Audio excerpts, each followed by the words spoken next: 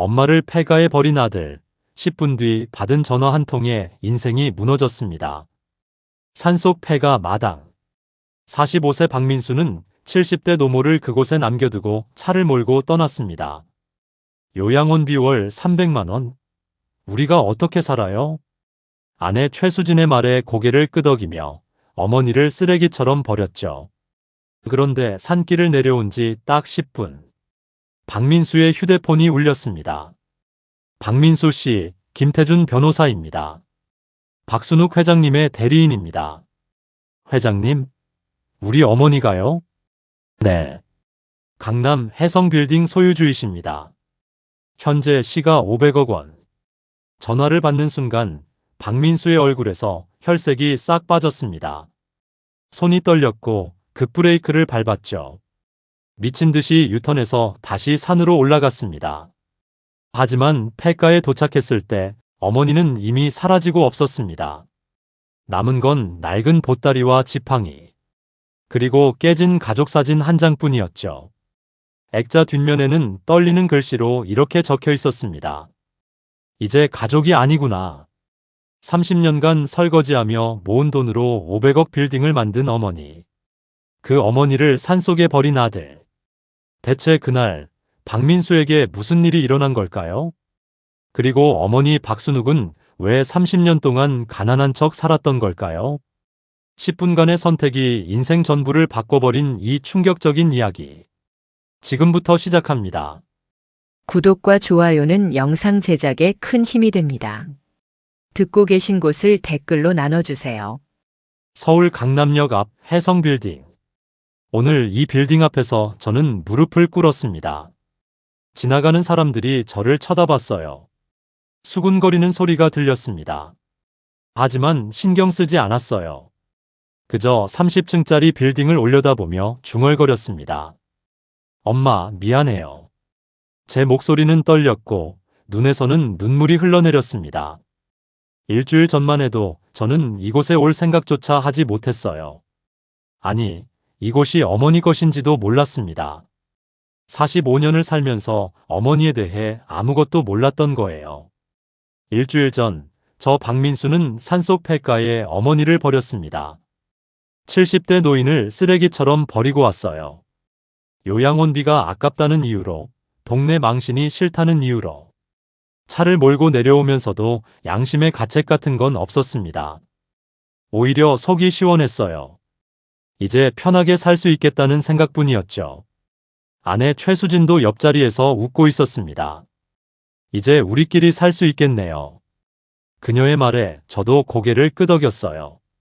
벤츠 한 대 사야겠어. 요양원비로 나갈 돈이면 충분하잖아. 우리는 그렇게 계획을 세웠습니다. 어머니를 버린 그 순간에도 차 이야기를 하고 있었어요. 그런데 산길을 내려온 지 정확히 10분. 제 휴대폰이 울렸습니다. 모르는 번호였어요. 여보세요. 제 목소리는 평온했습니다. 박민수 씨 맞으십니까? 낯선 남자의 목소리가 들렸어요. 차분하고 정중했지만 어딘가 차갑게 느껴졌습니다. 네, 그런데 누구시죠? 김태준 변호사입니다. 박순욱 회장님의 대리인입니다. 저는 미간을 찌푸렸어요. 박순욱, 우리 어머니 이름이었습니다. 우리 어머니요? 회장님이라니 무슨 농담이세요? 저는 웃음이 나왔어요. 어머니는 평생 식당에서 설거지만 하셨습니다. 낡은 옷만 입고 다니셨고 작은 방에서 사셨어요. 회장님이라는 단어와는 거리가 먼 분이었죠. 하지만 김태준 변호사의 다음 말에 웃음이 멈췄습니다. 농담이 아닙니다. 박순욱 회장님은 강남구 태원로 520번지 소재 해성빌딩의 소유주이십니다. 저는 차를 길가에 세웠어요. 손이 떨렸습니다. 잠깐만요. 뭔 소리예요, 지금? 최수진이 저를 쳐다봤어요. 왜요? 무슨 일이에요? 저는 손으로 아내를 막았습니다. 계속 말씀하세요. 김태준 변호사는 담담하게 설명했어요. 해성빌딩, 30층 규모의 오피스 빌딩입니다. 현재 시가 500억 원 상당입니다. 제 머릿속이 하얘졌어요. 500억? 한 달에 월 임대 수익만 5억 원입니다. 저는 숨을 삼켰어요. 목이 바짝 말랐습니다. 박순욱 회장님께서는 30년 전 해당 부지를 매입하셨고 15년 전 빌딩을 건설하셨습니다. 모든 서류가 갖춰져 있습니다. 제 손에서 핸드폰이 떨어질 뻔했어요. 그럼 왜 우리한테 아무 말도 안 하신 거예요? 김태준 변호사의 목소리가 차갑게 변했습니다. 회장님께서는 30년간 박민수 씨를 지켜보셨습니다. 가난해도 힘들어도 아들이 변하지 않기를 바라셨죠. 하지만 오늘 박민수 씨는 어머니를 산속에 유기하셨습니다. 존속 유기죄로 고발 준비가 되어 있습니다. 그리고 30분 이내로 회장님을 모시러 가지 않으시면 모든 자산을 동결하고 법적 조치를 취하겠습니다. 전화가 끊어졌어요. 저는 최수진을 돌아봤습니다. 입술이 파르르 떨렸어요. 엄마가 회장이래. 최수진의 얼굴이 하얘졌습니다. 뭐요? 500억짜리 빌딩 주인이래. 우리 엄마가. 최수진의 입이 떡 벌어졌어요. 그게 무슨... 저는 차를 급하게 돌렸습니다. 유턴했어요. 타이어가 끼익 소리를 냈습니다. 다시 가야 돼. 왜요? 무슨 일인데요?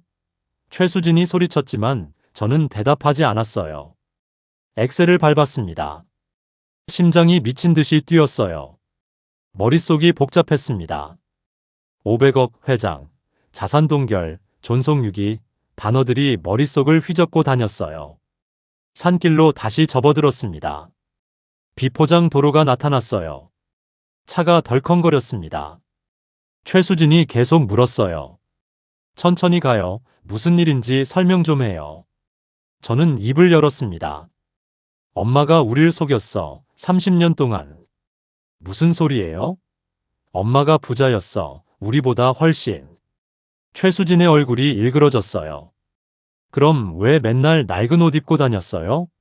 모르겠어. 모르겠다고. 저는 소리쳤습니다. 차는 더 빨라졌어요. 나뭇가지가 차체를 긁었습니다. 폐가가 보였어요. 저는 급브레이크를 밟았습니다. 차가 멈췄습니다. 저는 차에서 뛰어내렸어요. 어머니. 목이 쉬도록 소리쳤습니다. 하지만 대답이 없었어요. 폐가는 조용했습니다. 마루에 올라갔어요. 아무도 없었습니다. 보따리만 그대로 있었어요. 그리고 그 옆에 지팡이 하나가 놓여 있었습니다. 저는 지팡이를 집어들었어요. 손이 떨렸습니다. 어머니.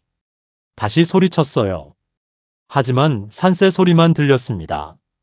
박순욱, 제 어머니는 사라졌어요. 폐가 안을 뒤졌습니다. 방마다 들어가 봤어요. 거실, 부엌, 안방 모두 비어 있었습니다. 먼지만 가득했어요. 어머니 계세요? 목이 쉬도록 불렀지만 대답은 없었습니다. 마당으로 나왔어요. 주변을 둘러봤습니다.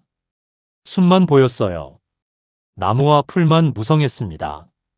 저는 다시 마루로 돌아왔습니다. 보따리가 그대로 있었어요.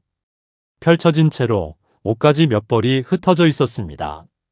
그리고 그 옆에 지팡이. 저는 지팡이를 다시 집어들었어요. 손잡이 부분이 닳아 있었습니다. 오래 사용한 흔적이었어요. 가슴이 철렁 내려앉았습니다. 어머니가 이걸 두고 가셨다고 지팡이 없이는 제대로 걷지도 못하시는데. 그때 뭔가 보였습니다. 마루 끝에 놓인 액자였어요. 저는 다가가서 액자를 집어들었습니다. 가족 사진이었어요. 제가 어렸을 때 찍은 사진이었습니다.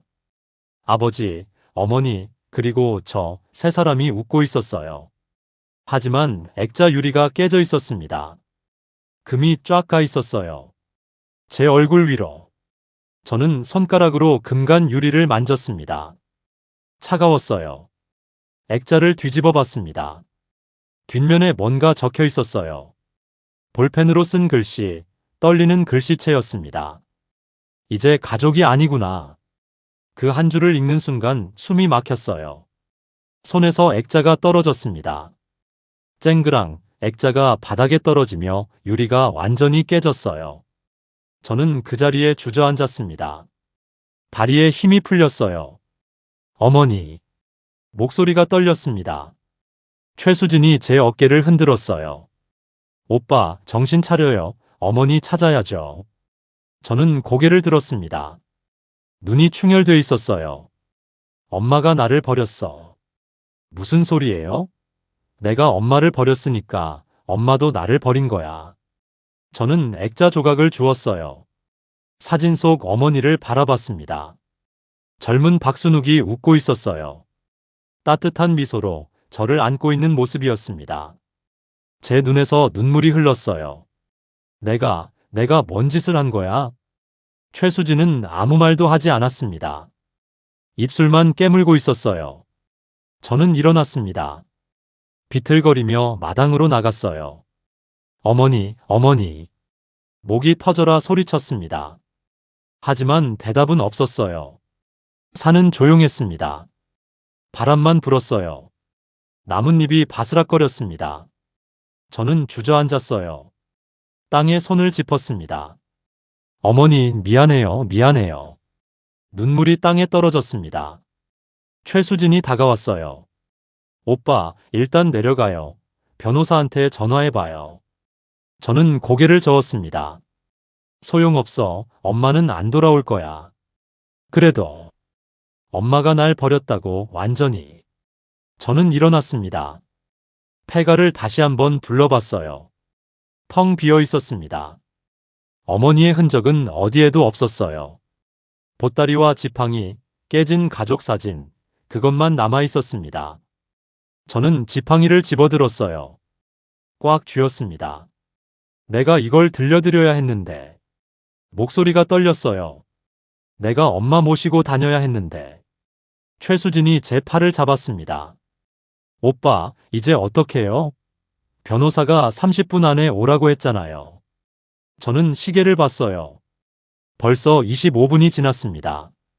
늦었어. 뭐가요? 다 늦었어. 엄마도 시간도. 저는 휴대폰을 꺼냈습니다. 김태준 변호사에게 전화를 걸었어요. 신호음이 울렸습니다. 한 번, 두 번. 박민수 씨. 김태준 변호사의 목소리가 들렸어요. 차갑고 냉정했습니다. 변호사님, 어머니가 안 계세요. 알고 있습니다. 어디 계신지 알려주세요, 제발. 회장님께서 떠나셨습니다. 제 가슴이 철렁했어요. 떠나셨다니요? 더 이상 박민수 씨의 어머니가 아니라고 하셨습니다. 그게 무슨... 김태준 변호사가 말을 끊었어요. 30분이 지났습니다. 모든 조치를 실행하겠습니다. 잠깐만요, 제발. 자산 동결, 계약 해지, 고발 준비 모두 진행됩니다. 제 무릎이 꺾였습니다. 주저앉았어요. 제발 한 번만 더 기회를. 기회는 30년 동안 있었습니다. 김태준 변호사의 목소리는 단호했어요. 박민수 씨는 그 기회를 모두 버리셨습니다. 전화가 끊어졌습니다. 저는 휴대폰을 떨어뜨렸습니다. 손에 힘이 없었어요. 최수진이 휴대폰을 주었습니다. 오빠, 정신 차려요. 저는 고개를 저었어요. 끝났어. 다 끝났어. 무슨 소리예요? 우리 다 잃었어. 전부. 최수진의 얼굴이 하얘졌습니다. 설마. 사업체도 집도 다. 저는 얼굴을 손으로 가렸어요. 엄마가 다 가져갔어. 원래 엄마 거였으니까. 최수진은 입을 다물었습니다. 말문이 막혔어요. 우리는 폐가 마당에 앉아 있었습니다. 해가 기울고 있었어요. 그림자가 길어졌습니다. 바람이 차갑게 불었어요. 저는 지팡이를 바라봤습니다. 어머니의 지팡이, 30년 동안 짚고 다니시던 지팡이. 저는 그것을 가슴에 안았어요. 엄마, 미안해요. 목소리가 바람에 흩어졌습니다. 하지만 박순욱, 제 어머니는 듣지 못했습니다. 이미 멀리 떠나셨으니까 돌아오지 않을 거니까. 제 눈에서 눈물이 흘렀어요. 땅에 떨어졌습니다. 얼룩이 생겼어요. 최수진은 저를 바라봤습니다. 입술을 깨물었어요. 손이 떨렸습니다. 이제 우리 어떡해요? 저는 대답하지 않았습니다. 대답할 수 없었어요. 모든 게 무너져 내렸으니까. 사업도, 집도, 가족도. 단 한 번의 선택 때문에, 어머니를 버린 선택 때문에. 저는 하늘을 올려다봤습니다. 해가 지고 있었어요. 어둠이 내려오고 있었습니다. 엄마. 저는 작게 불렀어요. 하지만 아무도 대답하지 않았습니다. 산새 소리만 들렸어요. 쓸쓸하게. 우리는 폐가 마당에 주저앉아 있었습니다. 해가 완전히 졌어요. 어둠이 내려앉았습니다. 최수진은 차에 기대서 있었어요. 두 사람 모두 말이 없었습니다. 어떻게 해야 할지 몰랐어요. 그때였습니다. 저 아래에서 불빛이 보였어요. 헤드라이트, 차가 올라오고 있었습니다. 저는 고개를 들었어요. 누구지? 최수진도 그쪽을 바라봤습니다. 차가 올라와요. 엔진 소리가 점점 가까워졌습니다. 굵직한 소리, 고급차 소리였어요. 저는 일어났습니다. 불빛이 눈을 찔렀어요. 차가 멈췄습니다. 검은색 세단, 제네시스 G90, 최고급 모델이었어요. 운전석 문이 열렸습니다. 정장 입은 남자가 내렸어요. 40대 초반쯤 보였습니다. 김태준이었어요. 변호사. 김태준은 저를 쳐다봤습니다. 차갑게. 그리고 뒷문을 열었어요. 저는 숨을 멈췄습니다. 차 안에서 누군가 내렸어요. 박순욱, 제 어머니였습니다. 하지만 달랐어요. 완전히 달랐습니다. 낡은 몸빼바지가 아니었어요. 검은색 정장을 입고 계셨습니다. 재킷, 깔끔한 바지, 머리도 정돈돼 있었어요. 구부정했던 등도 펴져 있었습니다. 저는 입을 벌렸어요. 어머니. 박순욱은 저를 바라봤습니다. 표정이 없었어요. 차갑고 냉정했습니다. 누군지 모르겠는데. 목소리도 달랐어요. 떨림 없이 단호했습니다. 저는 한 걸음 다가갔습니다. 어머니, 저예요, 민수예요. 박순욱은 고개를 저었어요. 내 아들은 10분 전에 죽었어. 저는 얼어붙었습니다. 뭐라고요? 산속에 엄마를 버린 그 순간 내 아들은 죽었어. 박순욱의 목소리는 담담했습니다. 감정이 없었어요. 저는 무릎이 꺾였습니다. 어머니, 제발 나를 어머니라고 부르지 마. 박순욱은 뒤돌아섰어요. 김태준을 보며 말했습니다. 가져. 김태준이 고개를 끄덕였어요. 알겠습니다, 회장님. 회장님. 그 단어가 제 귀에 박혔습니다. 저는 비틀거리며 다가갔어요. 어머니, 잘못했어요. 정말 잘못했어요. 박순욱은 멈추지 않았습니다. 차 쪽으로 걸어갔어요. 저는 그 뒤를 쫓았습니다. 제발 한 번만 용서해 주세요. 한 번만요. 박순욱은 차 문 앞에 섰어요. 그리고 천천히 돌아봤습니다.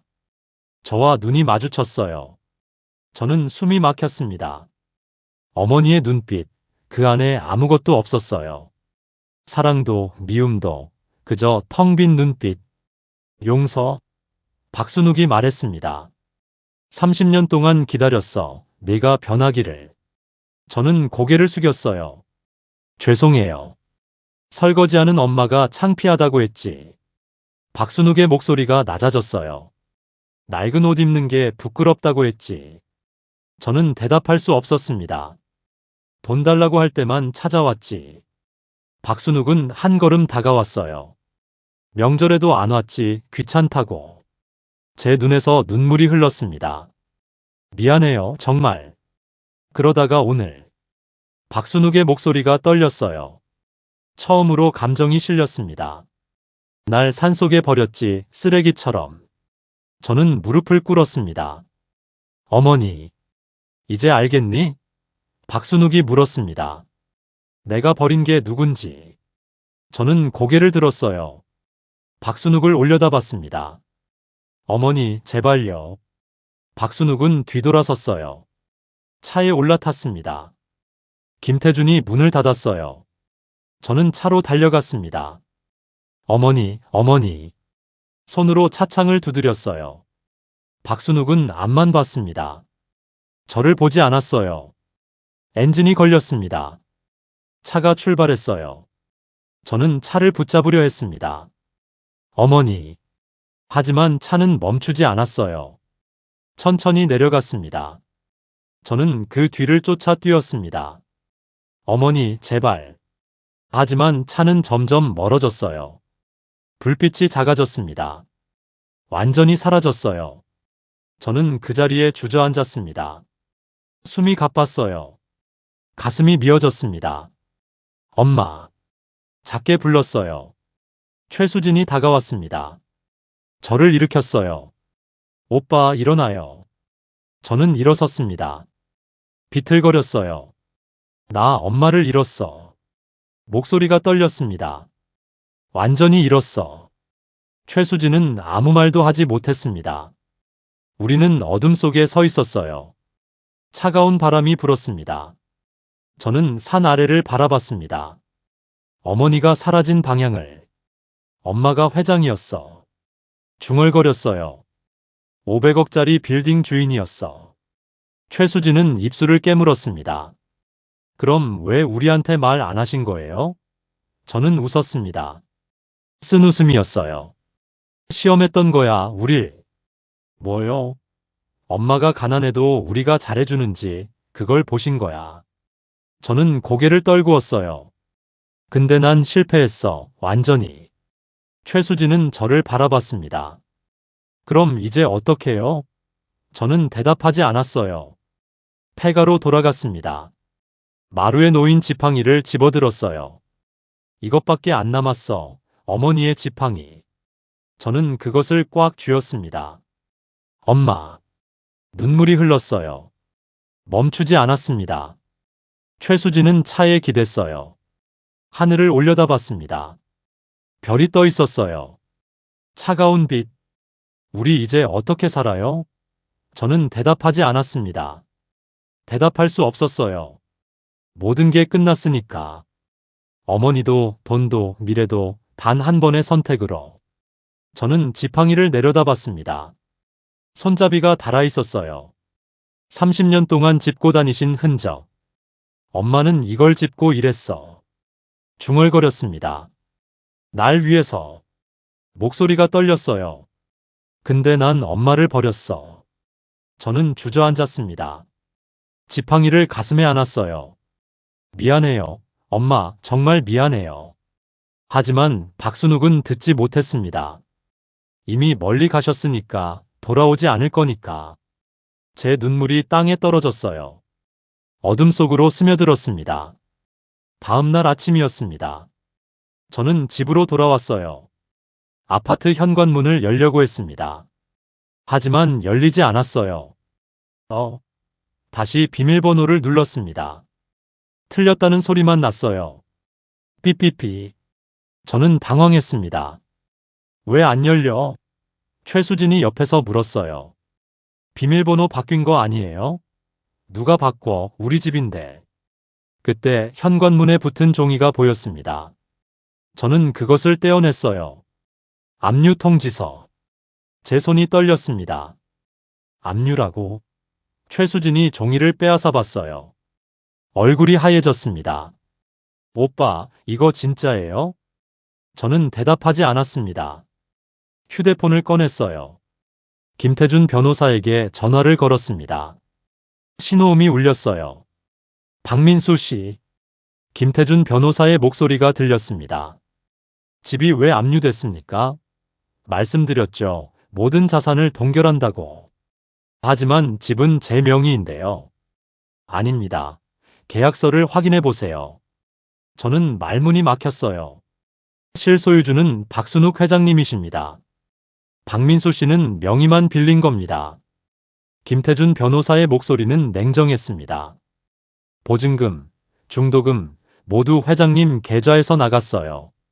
저는 주저앉았습니다. 그럼 어디서 살라고요? 그건 박민수 씨가 알아서 하실 문제입니다. 전화가 끊어졌어요. 저는 휴대폰을 떨어뜨렸습니다. 최수진이 저를 흔들었어요. 오빠, 정신 차려요. 저는 고개를 들었습니다. 눈이 풀려 있었어요. 집도 없어졌어. 그럼 우리 어디서 자요? 저는 대답하지 않았습니다. 일어났어요. 비틀거리며 엘리베이터로 갔습니다. 최수진이 뒤따랐어요. 어디 가요? 사무실 가야 돼. 저는 차에 올라탔습니다. 시동을 걸었어요. 손이 떨렸습니다. 30분 후, 저는 사무실 앞에 섰습니다. 문에 봉인지가 붙어 있었어요. 임대차 계약 해지. 저는 그것을 보며 멍하니 섰습니다.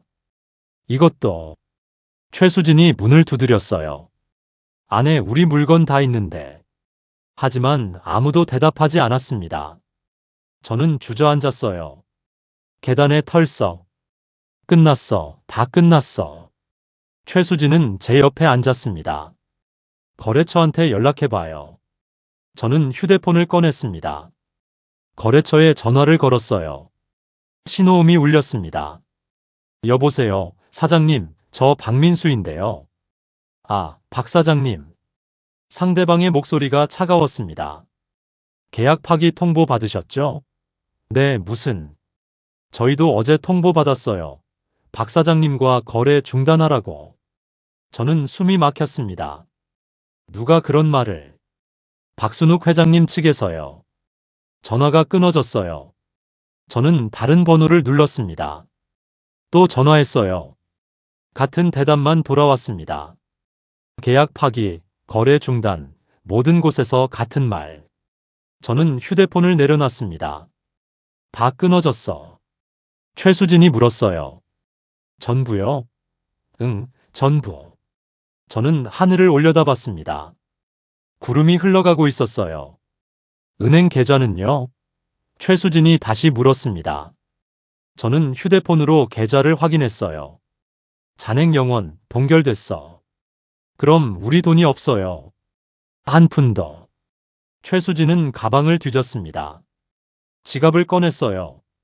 안을 확인했습니다. 저도 10,000원밖에 없어요. 저도 지갑을 꺼냈습니다. 현금이 조금 있었어요. 90,000원. 두 사람이 가진 돈, 총 100,000원. 최수진은 입술을 깨물었습니다. 이걸로 어떻게 살아요? 저는 대답하지 않았습니다. 일어났어요. 일단 나가자. 어디로요? 모르겠어. 일단 여기서 나가자. 우리는 건물을 나왔습니다. 차에 올라탔어요. 저는 시동을 걸려고 했습니다. 그때 누군가 차 옆에 섰어요. 견인 기사였습니다. 박민수 씨 맞으시죠? 네. 차량 압류 통보 받았습니다. 차 내리세요. 저는 얼어붙었습니다. 차도요? 네. 이것도 박순욱 회장님 명의더라고요. 저는 핸들을 꽉 잡았습니다. 잠깐만요, 이건. 빨리 내리세요. 안 그러면 강제로 끌어내립니다. 저는 핸들에서 손을 뗐습니다. 천천히 차에서 내렸어요. 최수진도 내렸습니다. 견인차가 차를 끌고 갔어요. 저는 그것을 지켜봤습니다. 차가 멀어졌어요. 완전히 사라졌습니다. 최수진이 제 팔을 잡았습니다. 오빠, 우리 진짜 아무것도 없어요? 저는 고개를 끄덕였습니다. 응, 아무것도. 우리는 길거리에 섰습니다. 가진 것은 100,000원, 입고 있는 옷. 최수진은 주저앉았어요. 어떡해요, 어떡해. 저는 하늘을 올려다봤습니다. 햇빛이 따가웠어요. 엄마. 작게 중얼거렸습니다. 이게 엄마가 원하신 거예요? 하지만 대답은 없었습니다. 바람만 불었어요. 저는 최수진을 일으켰습니다. 가자. 어디요? 일단 걸어, 어딘가로. 우리는 걷기 시작했습니다. 목적지도 없이 그저 앞으로. 거리는 복잡했어요. 사람들이 지나갔습니다. 모두 바쁘게. 저는 그들을 봤어요. 어제까지 저도 저랬습니다. 바쁘게 살았어요. 돈을 쫓았습니다. 그리고 어머니를 버렸어요. 이제 모든 게 사라졌습니다. 집도, 차도, 사업도 단 하루 만에. 저는 멈춰 섰습니다. 벤치에 앉았어요. 최수진도 옆에 앉았습니다. 배고파요. 최수진이 말했습니다. 저는 지갑을 꺼냈어요. 10만 원. 이걸로 일주일은 버텨야 해. 일주일이요? 그 다음엔요? 저는 대답하지 않았습니다. 그 다음은 생각하고 싶지 않았어요. 우리는 벤치에 앉아 있었습니다. 지나가는 사람들을 봤어요. 아무도 저희를 보지 않았습니다. 투명 인간 같았어요. 해가 기울었습니다. 저녁이 됐어요. 저는 일어났습니다. 가자. 어디요? 찜질방. 오늘은 거기서 자자. 우리는 가까운 찜질방으로 갔습니다. 입장료를 냈어요. 2만 원. 남은 돈 8만 원. 저는 그것을 세며 한숨을 쉬었습니다. 일주일도 못 버티겠네. 최수진은 아무 말도 하지 않았어요. 그저 눈물만 흘렸습니다. 찜질방에서 4일이 지났습니다. 돈은 3만 원밖에 남지 않았어요. 저는 바닥에 누워 천장을 봤습니다. 배가 고팠어요. 하루에 한 끼만 먹었습니다. 편의점 삼각김밥, 그것도 둘이서 나눠 먹었어요. 최수진은 옆에서 웅크리고 있었습니다. 오빠, 이러다 죽는 거 아니에요? 저는 대답하지 않았어요. 그저 눈을 감았습니다. 엄마는 이렇게 살았구나. 문득 그런 생각이 들었어요. 어머니 박순욱, 30년 동안 식당에서 설거지하며 살았습니다. 하루 종일 서서 일했어요. 손이 트고 허리가 아파도. 저는 그걸 당연하게 여겼습니다. 엄마니까. 하지만 지금은 알 것 같았어요. 얼마나 힘들었을지. 저는 일어났습니다. 나가자. 어디요? 일 찾아야지. 우리는 찜질방을 나왔어요. 거리로 나왔습니다. 저는 식당마다 들어갔어요. 일 구하는데요. 경력 있으세요? 아니요, 하지만. 다음에 연락드릴게요. 거절당했습니다. 편의점도 마찬가지였어요. 지금은 자리가 없어요. 저는 하루 종일 돌아다녔습니다. 수십 곳을 모두 안 된다고 했어요. 해가 저물었습니다. 저는 지쳐 있었어요. 다리가 후들거렸습니다. 최수진도 마찬가지였어요. 오빠, 오늘은 어디서 자요? 남은 돈은 2만 원. 찜질방 갈 돈도 없었습니다. 저는 공원 벤치에 앉았어요. 여기서 자자. 여기서요? 최수진의 목소리가 떨렸습니다. 나 못해요. 저는 최수진을 봤어요. 참아, 조금만. 조금만이 언제까지예요? 최수진이 소리쳤습니다. 이렇게 사는 게 사는 거예요? 저는 아무 말도 하지 않았어요. 최수진은 일어났습니다. 나 친구한테 연락할래요. 돈 좀 빌려달라고. 그러지 마. 왜요? 우린 죽어가는데. 최수진은 휴대폰을 꺼냈습니다. 전화를 걸었어요. 하지만 받지 않았습니다. 다른 번호로 걸었어요. 또 안 받았습니다.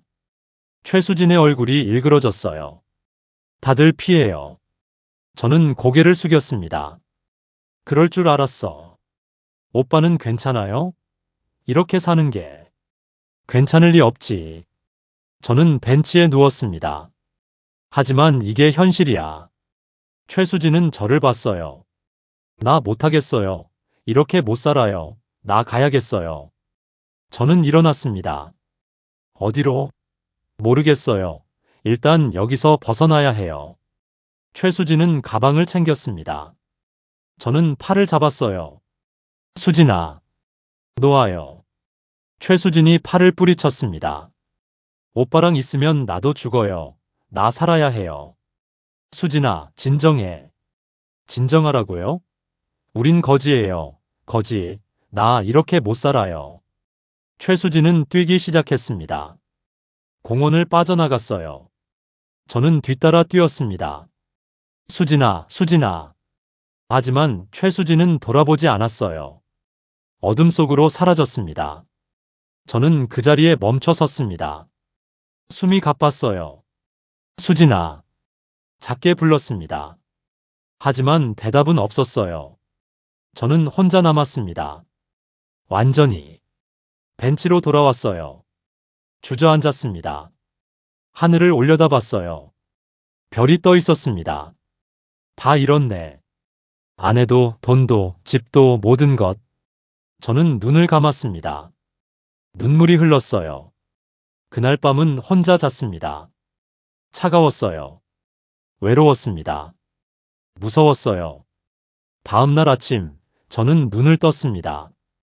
몸이 뻐근했어요. 온몸이 아팠습니다. 일어났어요. 거리를 걸었습니다. 그때 누군가를 봤어요. 할머니 한 분이 폐지를 줍고 계셨습니다. 허리를 굽혀서. 저는 그것을 지켜봤습니다. 엄마도 이렇게 힘들었겠지. 식당에서 설거지하며 새벽부터 밤까지. 저는 다가갔어요. 저기요. 할머니가 돌아봤습니다. 뭔가 폐지 주우면 돈 되나요? 할머니는 저를 훑어봤습니다. 젊은 사람이 왜 이걸? 돈이 필요해서요. 할머니는 한숨을 쉬었어요. 하루 종일 주워야 10,000원이야. 10,000원이요? 응, 그것도 운 좋으면. 저는 고개를 끄덕였습니다. 어떻게 하는 건가요? 할머니는 리어카를 가리켰어요. 저거에 담아, 그리고 고물상 가서 팔고. 저는 리어카를 봤습니다. 녹슬어 있었어요. 리어카는 어디서 구해요? 고물상에 가면 빌려줘. 저는 고개를 숙였습니다. 감사합니다. 저는 고물상으로 갔습니다. 리어카를 빌렸어요. 그리고 거리로 나왔습니다. 삐걱거렸어요. 사람들이 쳐다봤습니다. 수군거렸어요. 저는 고개를 숙였습니다. 창피했어요. 얼굴이 화끈거렸습니다. 엄마도 이런 기분이었을까? 사람들 눈치 보며 살았을 때. 저는 골목을 돌아다녔습니다. 폐지를 찾았어요. 박스가 보였습니다. 주워 담았어요. 허리를 굽혔습니다. 1번, 2번, 10번. 허리가 아팠어요. 땀이 났습니다. 하지만 멈추지 않았어요. 엄마는 30년을 이렇게 살았어. 손이 까졌습니다. 피가 났어요. 엄마 손도 이랬겠지. 설거지하며 튼 손. 저는 계속 주웠습니다. 오전 내내, 오후에도 해가 질 때까지. 리어카가 가득 찼어요. 저는 고물상으로 갔습니다. 폐지를 내려놨어요. 주인이 저울에 달았습니다. 7,000원. 저는 돈을 받았어요. 7,000원. 하루 종일 일한 대가. 손을 봤습니다. 까져 있었어요. 피가 났습니다. 허리는 펴지지 않았어요. 저는 그제야 알았습니다. 엄마가 얼마나 힘들었는지. 30년 동안 매일 이렇게, 아니, 이것보다 더 힘들게. 제 눈에서 눈물이 흘렀습니다. 엄마. 작게 불렀어요. 엄마가 이렇게 사셨어. 목소리가 떨렸습니다. 매일 이렇게 날 위해서. 저는 편의점으로 갔습니다. 삼각김밥 하나를 샀어요. 1,500원. 남은 돈은 5,500원. 벤치에 앉아 먹었습니다. 저는 한 입 베어 물었어요. 맛이 없었습니다. 하지만 먹어야 했어요. 살아야 했으니까. 엄마는 제대로 먹지도 못했겠지. 저는 중얼거렸습니다. 돈 아끼려고. 김밥을 삼켰어요. 목이 메었습니다. 난 정말 나쁜 놈이야. 그날 밤도 벤치에서 잤습니다. 혼자. 비가 내렸어요. 저는 젖었습니다. 추웠어요. 떨렸습니다. 조금만 참자. 스스로에게 말했어요. 다음 날도 폐지를 주웠습니다. 그 다음 날도. 일주일이 지났어요. 저는 변했습니다. 수염이 자랐어요. 옷은 더러워졌습니다. 냄새가 났어요. 사람들이 피했습니다. 저리 가.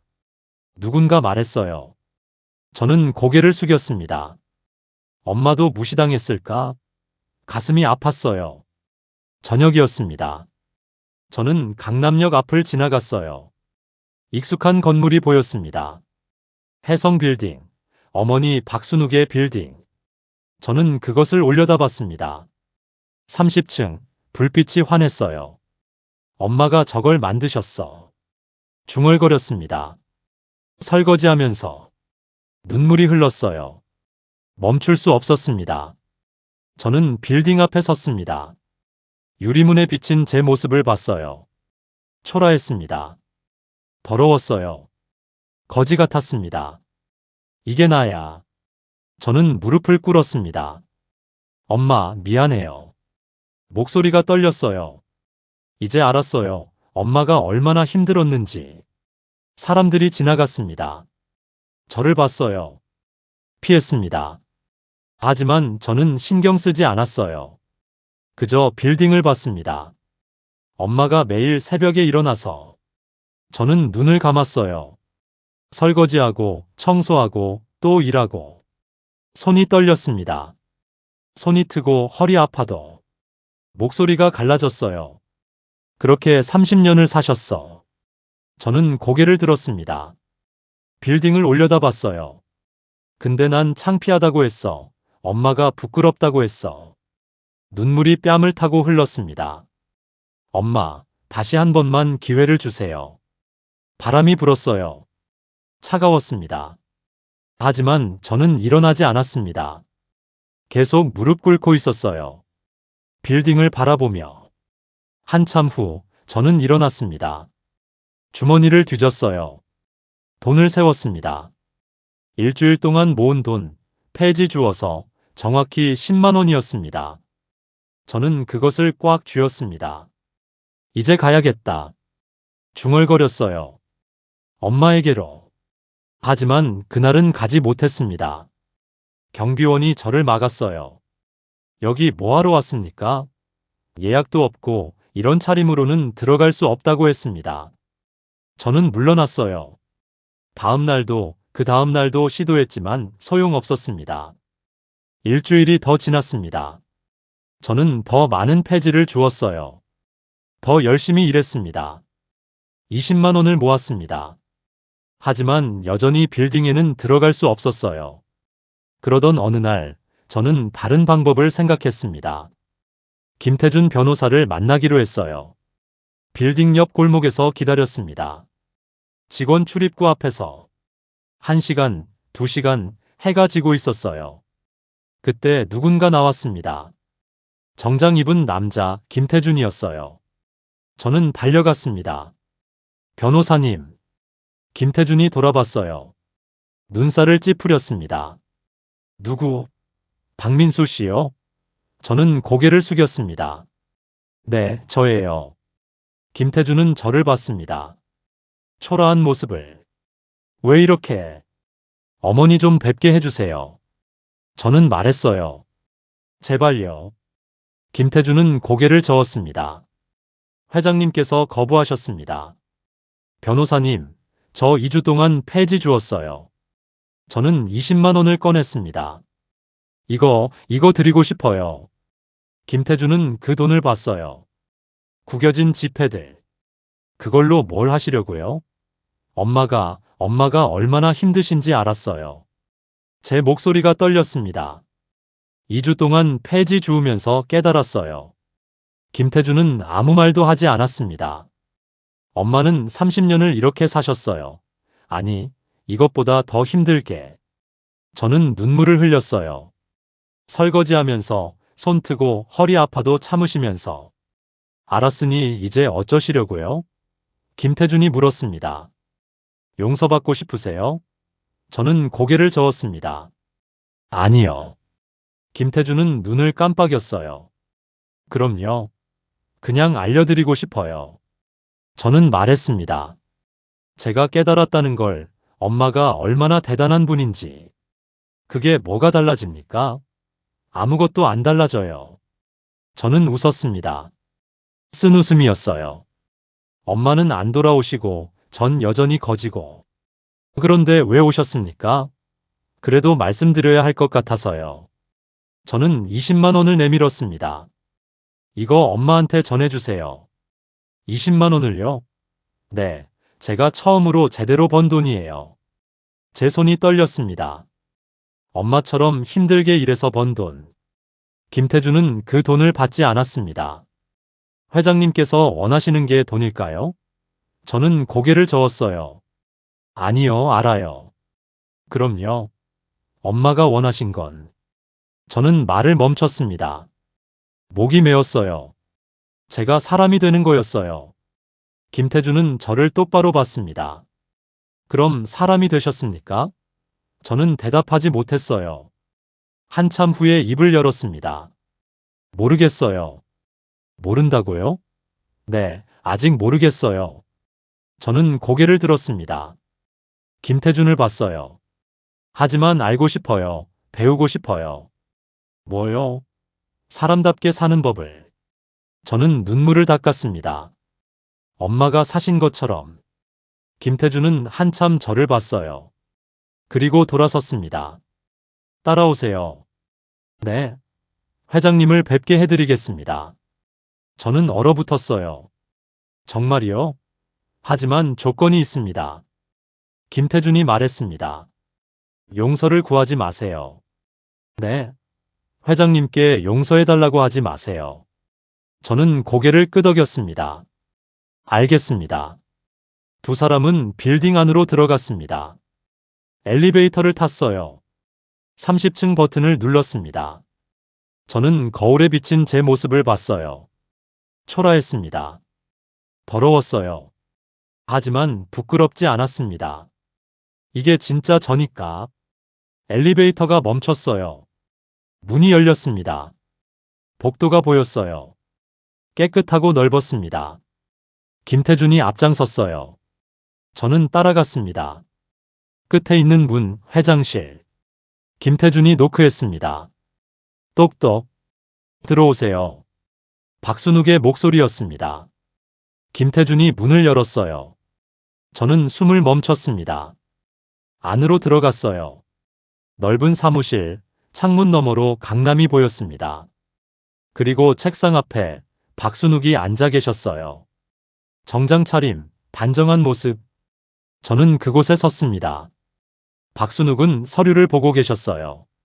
고개를 들지 않았습니다. 무슨 일이니? 목소리는 차갑고 냉정했어요. 저는 입을 열었습니다.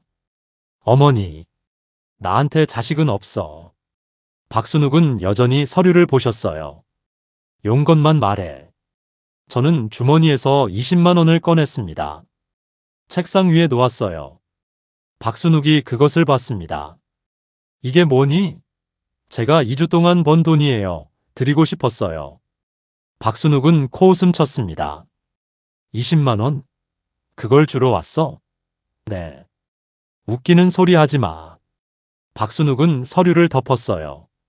저를 똑바로 봤습니다. 넌 내게서 수억을 받아갔어. 20만 원이 뭐가 된다니? 저는 고개를 숙였습니다. 알아요. 알면서 왜 왔어? 그래도 말씀드리고 싶었어요. 저는 고개를 들었습니다. 박순욱을 봤어요. 엄마가 얼마나 대단한 분인지. 박순욱은 눈살을 찌푸렸습니다. 무슨 소리야? 2주 동안 폐지 주우면서 깨달았어요. 제 목소리가 떨렸습니다. 엄마가 30년 동안 얼마나 힘들게 사셨는지. 이제 와서 알았다고? 네. 박순욱은 일어났어요. 창문으로 걸어갔습니다. 강남을 내려다봤어요. 그래서 어쩌려고? 아무것도 안 하려고요. 저는 대답했습니다. 박순욱이 돌아봤어요. 뭐? 용서받고 싶지 않아요. 저는 박순욱을 똑바로 봤습니다. 그냥 알려드리고 싶었어요. 뭘? 제가 깨달았다는 걸. 저는 무릎을 꿇었습니다. 엄마가 제 인생 전부였다는 걸. 눈물이 흘렀어요. 엄마가 날 위해 모든 걸 희생하셨다는 걸. 박순욱은 아무 말도 하지 않았습니다. 그리고 전 그걸 짓밟았어요. 저는 고개를 숙였습니다. 엄마를 버렸어요. 쓰레기처럼. 알았으니 이제 가. 박순욱이 말했습니다. 용서는 안 해. 알아요. 저는 일어났습니다. 용서받을 자격 없어요. 저는 돌아섰어요. 문으로 걸어갔습니다. 손잡이를 잡았어요. 그리고 멈췄습니다. 뒤돌아봤어요. 엄마. 박순욱은 창밖을 보고 계셨어요. 엄마가 사신 것처럼 살고 싶어요. 박순욱의 어깨가 미세하게 떨렸습니다. 힘들어도 아파도 포기하지 않고. 저는 문을 열었습니다. 그렇게 살 수 있을지 모르겠지만 배우고 싶어요. 저는 나갔습니다. 문이 닫혔어요. 박순욱은 혼자 남았습니다. 창밖을 보고 계셨어요. 눈가가 붉어졌습니다. 손이 떨렸어요. 민수야. 작게 중얼거렸습니다. 내가 드디어. 눈물이 떨어졌습니다. 책상 위 20만 원 위에. 박순욱은 그 돈을 집어들었어요. 구겨진 지폐, 제 땀과 눈물이 배어 있었습니다. 이제야 사람이 됐구나. 박순욱은 그 돈을 가슴에 안았어요. 30년 만에 아들이 돌아왔습니다. 저는 빌딩을 나왔습니다. 밤 공기가 차가웠어요. 하지만 가슴은 따뜻했습니다. 어머니를 만났으니까 비록 용서는 받지 못했지만 저는 거리를 걸었어요. 갈 곳이 없었습니다. 공원 벤치로 향했어요. 그곳이 지금 제 집이었습니다. 벤치에 앉았어요. 하늘을 올려다봤습니다. 별이 떠 있었어요. 이제 어떻게 살아야 하지? 중얼거렸습니다. 돈도 없었어요. 집도 없었습니다. 하지만 두렵지 않았어요. 엄마처럼 살면 돼. 저는 눈을 감았습니다. 어머니 박순욱의 모습이 떠올랐어요. 30년 동안 포기하지 않았던 모습. 다음 날 아침, 저는 일찍 일어났습니다. 새벽 5시, 어머니가 일어나던 시간. 공원 화장실에서 세수했어요. 거울을 봤습니다. 수염을 깎았어요. 옷을 털었습니다. 조금이라도 깨끗하게. 그리고 거리로 나왔어요. 식당들이 보였습니다. 저는 한 곳씩 들어가기 시작했어요. 일 구합니다. 경력 있어요? 없습니다. 하지만 열심히 하겠습니다. 다음에 연락드릴게요. 거절당했습니다. 하지만 저는 멈추지 않았어요. 다음 식당으로 갔습니다. 일 구합니다. 어떤 일 할 수 있어요? 설거지, 청소, 뭐든지 하겠습니다. 주인이 저를 봤어요. 왜 이렇게 간절해요? 살아야 해서요. 저는 솔직하게 말했습니다. 그리고 배우고 싶어서요. 뭐요? 제대로 일하는 법을요. 주인은 잠시 생각했어요. 내일부터 나와요. 새벽 5시. 제 눈이 커졌습니다. 정말요? 급여는 최저 시급, 식사 제공. 괜찮아요. 감사합니다. 저는 고개를 숙였어요. 깊게. 다음 날, 저는 새벽 5시에 식당에 도착했습니다. 주인이 앞치마를 건넸어요. 설거지부터 시작해요. 알겠습니다. 저는 싱크대 앞에 섰습니다. 30년 전 어머니가 섰던 그곳. 물을 틀었어요. 접시를 들었습니다. 씻기 시작했어요. 찬물이 손을 찔렀습니다. 하지만 멈추지 않았어요. 엄마는 30년을 이렇게 하셨어. 1시간이 지났습니다. 2시간이 지났어요. 손이 불었습니다. 하지만 저는 계속했어요. 허리가 아팠습니다. 다리도 저렸어요. 그래도 멈추지 않았습니다. 이 정도는 아무것도 아니야. 점심시간이 지나고 저녁 시간도 지났습니다. 저는 마지막 접시를 씻었어요. 주인이 다가왔습니다. 수고했어요. 감사합니다. 저는 허리를 폈어요. 뻐근했습니다. 주인이 봉투를 건넸어요. 오늘 일당이에요. 저는 봉투를 받았습니다. 5만 원. 감사합니다. 내일도 나올 수 있어요? 네, 내일 나오겠습니다. 저는 식당을 나왔어요. 밤이었습니다. 손을 봤어요. 빨갛게 부어 있었습니다. 하지만 뿌듯했어요. 내 손으로 번 돈이야. 제대로 정직하게. 저는 편의점으로 갔습니다. 도시락을 샀어요. 3,000원짜리. 벤치에 앉아 먹었습니다. 맛있었어요. 어떤 음식보다. 왜냐하면 제가 번 돈으로 산 거니까. 한 달이 지났습니다. 저는 매일 새벽에 일어났어요. 식당에 갔습니다. 설거지했어요. 청소했습니다. 손님들 시중 들었어요. 주인은 저를 인정하기 시작했습니다. 박 씨, 홀도 좀 봐줄래요? 네. 저는 홀 서빙도 시작했어요. 손님들을 맞이했습니다. 웃으며. 어서 오세요. 처음엔 어색했어요. 하지만 점점 익숙해졌습니다. 손님들도 저를 좋아했어요. 여기 사장님 친절하시네요. 사장님 아니고 직원입니다. 아, 그래도 정말 성실하게 일하시네요. 저는 고개를 숙였어요. 감사합니다. 그 말이 진심으로 기뻤습니다. 누군가에게 인정받는다는 것. 저는 돈을 모으기 시작했습니다. 한 푼, 두 푼 낭비하지 않았어요. 하루 한 끼만 먹었습니다. 나머지는 저축했어요. 여전히 공원 벤치에서 잤습니다.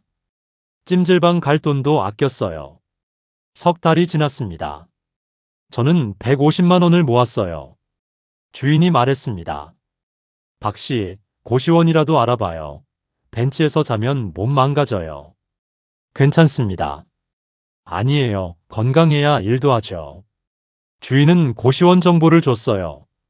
저는 그곳을 찾아갔습니다. 월세 30만 원. 작은 방이었어요. 하지만 제게는 궁전 같았습니다. 여기로 하겠습니다.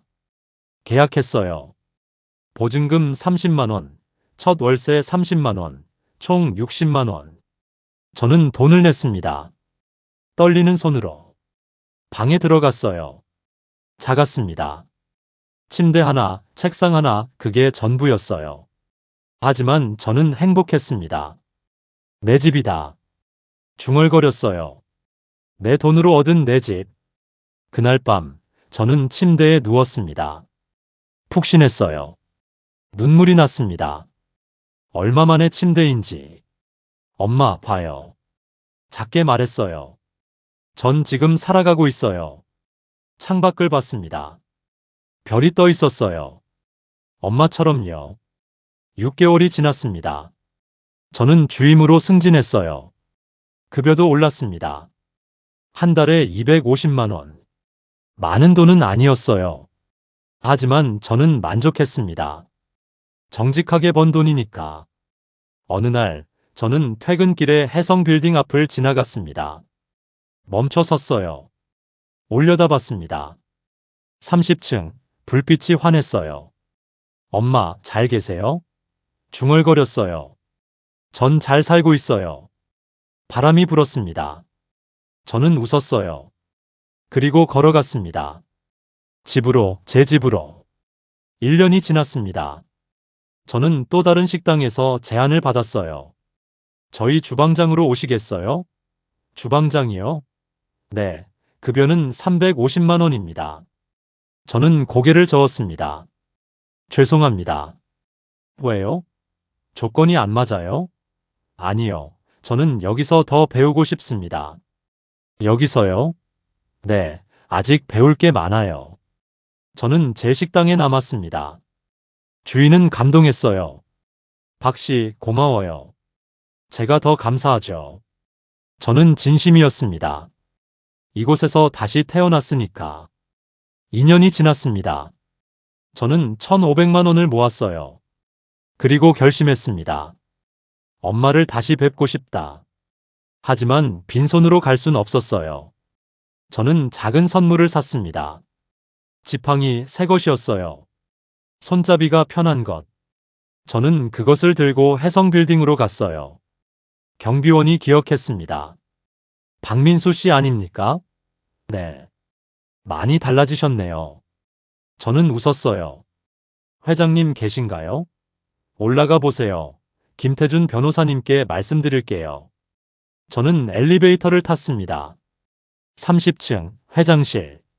노크했어요. 똑똑. 들어와. 박순욱의 목소리. 저는 문을 열었습니다. 박순욱이 앉아 계셨어요. 2년 만이었습니다.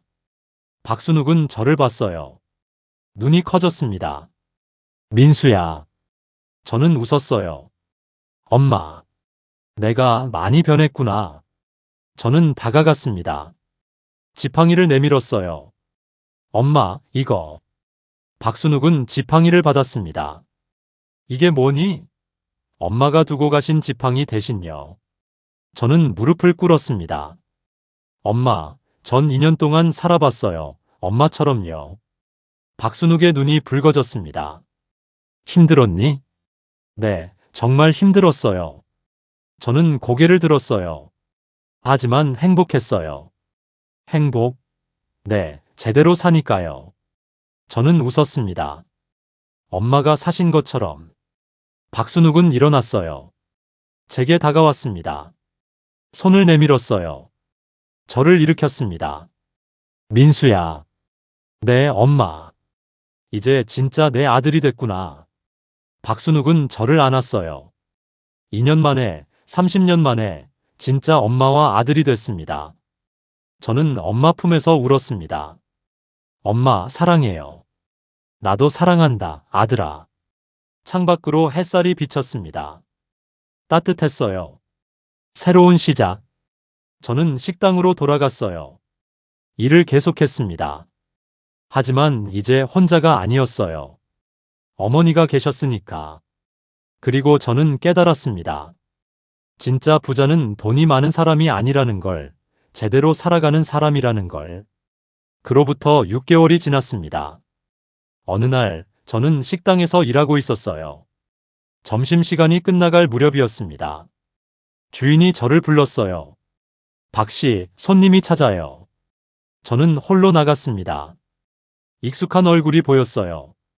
김태준 변호사였습니다. 변호사님. 김태준은 일어났습니다. 박민수 씨, 잠시 시간 되십니까? 네, 잠깐만요. 저는 주인에게 양해를 구했어요. 김태준과 함께 밖으로 나왔습니다. 무슨 일이세요? 회장님께서 부르십니다. 저는 당황했어요. 지금요? 네, 중요한 일이 있다고 하셨습니다. 저는 주인에게 말했습니다. 급한 일이 생겨서 조퇴해야 할 것 같아요. 주인은 흔쾌히 허락했어요. 다녀오세요. 저는 김태준의 차에 올랐습니다. 해성 빌딩으로 향했어요. 무슨 일인지 아세요? 저는 물었습니다. 회장님께서 직접 말씀하시겠다고 했습니다. 김태준은 더 이상 말하지 않았어요. 빌딩에 도착했습니다. 엘리베이터를 탔어요. 30층. 회장실 문이 열려 있었습니다. 들어가세요. 김태준이 말했습니다. 저는 안으로 들어갔어요. 박순욱이 창가에 서 계셨습니다. 강남을 내려다보며 엄마. 저는 불렀습니다. 박순욱이 돌아섰어요. 민수야, 왔구나. 네, 무슨 일이세요? 박순욱은 책상으로 걸어갔습니다. 서류 하나를 집어들었어요. 이걸 보렴. 저는 서류를 받았습니다. 읽기 시작했어요. 눈이 커졌습니다. 이게 해성빌딩 소유권 이전 계약서였습니다. 수혜자 이름에 제 이름이 적혀 있었어요. 박민수. 엄마, 이게 무슨... 내게 주고 싶구나. 박순욱이 말했습니다. 아니에요, 저는 이런 거. 민수야. 박순욱은 제 손을 잡았어요. 넌 이제 자격이 있어. 자격이요? 사람이 됐잖니. 박순욱의 눈에 눈물이 고였습니다. 엄마가 원했던 사람. 저는 고개를 저었습니다. 엄마, 전 이거 필요 없어요. 민수야. 전 지금 행복해요. 식당에서 일하면서. 박순욱은 웃었습니다. 그래, 알아. 하지만 이건 내 거야. 원래 내 거였어. 엄마. 엄마는 늙었어. 이제 누군가 물려줘야지. 박순욱은 제 어깨를 두드렸어요. 그리고 그 사람은 너야, 내 아들. 저는 울음을 터뜨렸습니다. 엄마를 안았어요. 엄마, 고마워요. 박순욱도 저를 안았습니다. 엄마가 더 고마워, 돌아와줘서. 그로부터 한 달 후였습니다. 저는 식당 일을 그만두지 않았어요. 주인이 놀랐습니다. 박 씨, 이제 회장님이잖아요. 그래도 여기서 배울 게 더 많아요. 저는 웃었습니다. 주인은 감동했어요. 좋아요. 그럼 같이 일해요. 저는 낮에는 식당에서 일했습니다. 밤에는 해성빌딩 일을 배웠어요. 김태준 변호사가 가르쳐 줬습니다. 계약서 읽는 법, 경영하는 법, 천천히 배워갔습니다. 6개월이 지났습니다. 저는 이제 회사 일에도 익숙해졌어요. 하지만 여전히 식당 일을 했습니다. 새벽에 일어나서 설거지하고 손님 맞이하고. 어느 날 식당에 손님이 왔습니다. 익숙한 얼굴이었어요. 최수진, 제 전 아내였습니다. 최수진은 저를 보고 얼어붙었어요. 오, 오빠. 수진아. 저는 웃었습니다. 어서 오세요. 최수진은 초라해 보였습니다. 옷도 낡았고 얼굴도 수척했어요. 오빠, 여기서 뭐해요? 이래요, 보다시피. 최수진은 주위를 둘러봤습니다. 여기서 설거지를? 네. 최수진의 눈에 눈물이 고였어요. 오빠 하나. 저는 손을 들었습니다. 괜찮아요. 뭐 드릴까요? 최수진은 입술을 깨물었습니다. 오빠 미안해요. 그때. 괜찮아요. 저는 진심으로 말했습니다.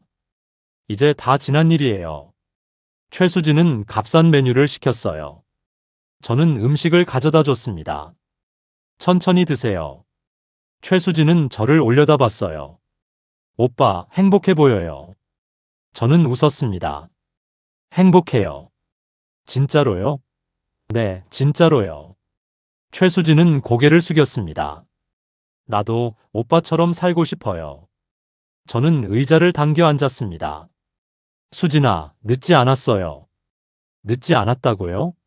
네, 지금부터라도 제대로 살면 돼요. 최수진은 눈물을 흘렸습니다.